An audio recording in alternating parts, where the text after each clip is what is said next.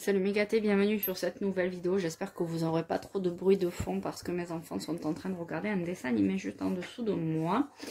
Donc voilà, mais bon, ça me permet quand même d'être un petit peu tranquille pour vous faire cette vidéo. Donc je voulais vous présenter l'oracle, le tarot persan pardon, de Madame Indira, en vous présentant la première moitié, on va dire, du jeu de cartes. Donc le tarot persan se découpe comme suit. Nous avons d'abord les animaux. Donc, nous avons le tigre qui représente la force. Ensuite, nous avons la panthère qui, elle, représente la jalousie, l'agressivité. Et elle nous indique aussi de faire attention à nos ennemis, d'être prudent. Ensuite, nous avons... Je vais passer ma main ici, ce sera plus simple. Ensuite, nous avons le pan. Donc lui, il représente la vanité et l'orgueil. Et vous pouvez voir que le pan, dans son bec, il tient une lettre. Donc il est aussi un messager. Voilà, une petite astuce aussi, le jaune, la couleur jaune, c'est toujours la jalousie. Donc lorsque quelqu'un vous offre par exemple des fleurs jaunes, il y a une idée de jalousie derrière. Donc c'est une petite astuce pour retenir le truc. Le pan, lui, ça va être plutôt avec son beau plumage. Voilà, il est vaniteux, il aime bien se montrer, faire le beau, donc faire le ronflant, comme on dit à Marseille. Donc voilà, une petite astuce pour pouvoir retenir un petit peu le sens de cette carte. Ensuite, nous avons les hirondelles. Donc les hirondelles, elles annoncent une envie d'évasion, la liberté, le renouveau. Vous savez que lorsque les hirondelles arrivent, c'est qu'on change de saison, donc c'est quand même... un signe d'espérance, de renouveau. Et ensuite, nous avons dans ce cycle des animaux, la roue des poissons. Donc la roue des poissons, elle nous permet de redonner un sens ou de donner un sens à notre vie. Et nous indique aussi le renouvellement intérieur favorable avec la sagesse et l'amour universel. Donc c'est une très très jolie carte aussi. Donc voilà pour les premières cartes qui correspondent au cycle, aux animaux. La première étape. Ensuite, nous avons la réalité familiale. Donc, ça va être sur ce tas. Ici, nous avons la rencontre. Donc, c'est un homme qui fait la cour à une femme. Donc, ça va représenter les nouveaux projets, par exemple. D'accord? Ou le fait de rencontrer quelqu'un pour une nouvelle relation. Donc, voilà comment on peut interpréter ce jeu. Ensuite, nous avons le mariage, la symbolique du mariage. Donc, le mari qui transporte sa femme vers une nouvelle vie familiale. Donc, ça peut être une demande en mariage, le fait de se mettre en couple. Ici, le fait de rencontrer quelqu'un n'est pas forcément le fait de se mettre en couple. Ici, c'est le fait de se mettre en couple, d'être déjà en couple. Donc, ça a une idée sur l'engagement. Et ça représente aussi l'idée d'engagement à long terme. Quand ça ne parle pas forcément du couple, ça donne cette idée de longévité. Ensuite, nous avons la naissance. Donc, elle peut être bien réelle, la naissance, le fait d'avoir un nouveau bambin qui agrandit la famille, ou tout simplement la naissance de nouveaux projets. Donc, c'est quand même une carte qui est très importante au niveau de sa symbolique. Elle représente aussi les joies et les épreuves, parce que avoir un enfant, ça peut être une grande joie, mais ça représente beaucoup d'épreuves pour le futur. Donc c'est quand même une carte à double tranchant, qui vous indique quand même que tout ne sera pas forcément très très rose dans ce nouvel avenir. Et ici, nous avons la carte de la rupture, donc le mari et la femme qui se tournent le dos pour suivre chacun leur chemin. Donc c'est la séparation, ça représente aussi le fait de divorcer. C'est la déstabilisation de tout ce qui a été établi, la rupture dans tout ce qui a été établi, et la douleur. Vous voyez sur cette carte, on voit quand même que l'homme et la femme sont quand même tristes de cette situation, mais ça représente aussi quand même la libération.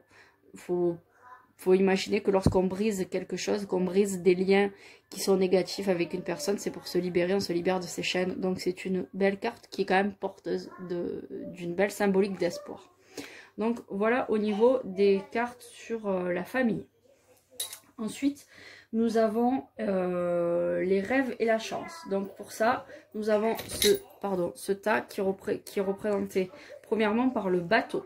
Donc le bateau, c'est le départ, les horizons nouveaux, le mouvement, le déplacement, l'éloignement et peut-être aussi le fait de débloquer des situations, d'accord? Le fait de lever l'ancre et de partir et d'arriver à évoluer, d'accord? C'est l'évolution. Ensuite, nous avons l'île. Donc l'île, c'est le havre de paix, la tranquillité, c'est le besoin aussi de s'évader, le fait de partir à l'étranger. Elle représente beaucoup de choses. Ça représente la sérénité et aussi l'harmonie. Que vous dire de plus? Elle peut aussi, oui, représenter négativement le fait d'être isolé, le fait d'être seul, la solitude et l'isolement. Voilà. Ensuite, nous avons la main de Fatma. Elle représente l'espérance. C'est une protection. Il faut avoir confiance. On est protégé. C'est une carte qui n'a pas de symbolique vraiment négative. Voilà, elle vous protège sur votre chemin de tous les dangers potentiels qui pourraient vous arriver. C'est-à-dire que vous allez quand même sûrement avoir des soucis sur votre trajet, mais vous allez pouvoir rebondir. Tout va finir par rentrer dans l'ordre. Voilà. Ça ne veut pas dire qu'il vous arrivera jamais rien. Et ensuite, ici, nous avons les flambeaux. Donc, les flambeaux, eux, ce sont les messages célestes. Ils éclairent dans la nuit, hein, quand... avant d'avoir l'électricité, on utilisait des flambeaux pour pouvoir y voir sur notre chemin. Donc ici, on a le côté... comment dire, il y a les yeux de chouette aussi, hein, les chouettes qui voient la nuit. Donc c'est le côté symbolique, hein, le fait d'éclairer son chemin, d'illuminer son chemin. C'est la carte des guides. Et qu'est-ce que je pourrais vous dire aussi? La sérénité. Voilà, c'est la symbolique aussi de cette carte. Donc voilà, ça c'est une bonne carte qui nous explique que on va être guidé sur les étapes que nous sommes en train de franchir. Ensuite, nous avons les dangers. Donc dans les dangers, nous avons bien entendu la sorcière. Donc la sorcière, elle, c'est la servante du diable dans le jeu. Elle est décrite comme ça. C'est les forces hostiles et obscures.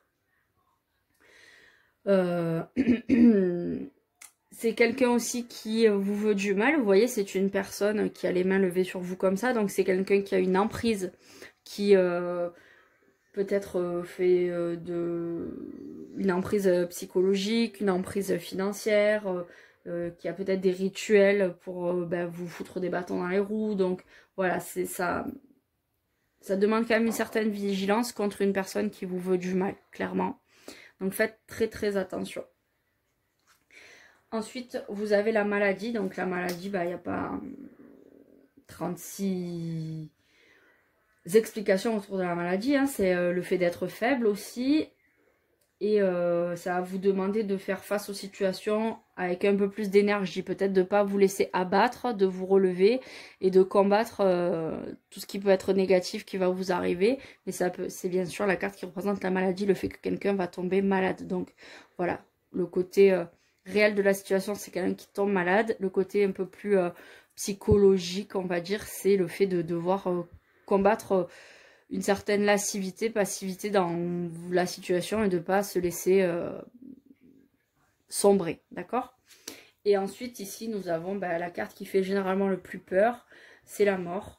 Donc la mort, elle représente bien entendu la mort d'une personne. Donc si cette carte sort dans votre jeu, peut-être que une personne va décéder, mais il ne faut pas la prendre pour argent comptant. Ça peut tout simplement représenter le fait de mourir pour renaître au sens... je perds les mots, je suis désolée. Au sens symbolique, c'est-à-dire la renaissance. En fait, la mort, c'est la renaissance. Se relever comme un phénix. Donc cette carte aurait pu être le phénix, mais il y a quand même une idée de fin vraiment brutale de quelque chose. L'idée que la situation se termine et ne reprendra pas, d'accord? Si vous avez par exemple sur un tirage amoureux cette carte qui sort, ça veut dire qu'il y a une rupture ferme et définitive cette fois. Il n'y a pas d'espoir de reprise derrière. Voilà. Donc ça, c'était pour les cartes négatives.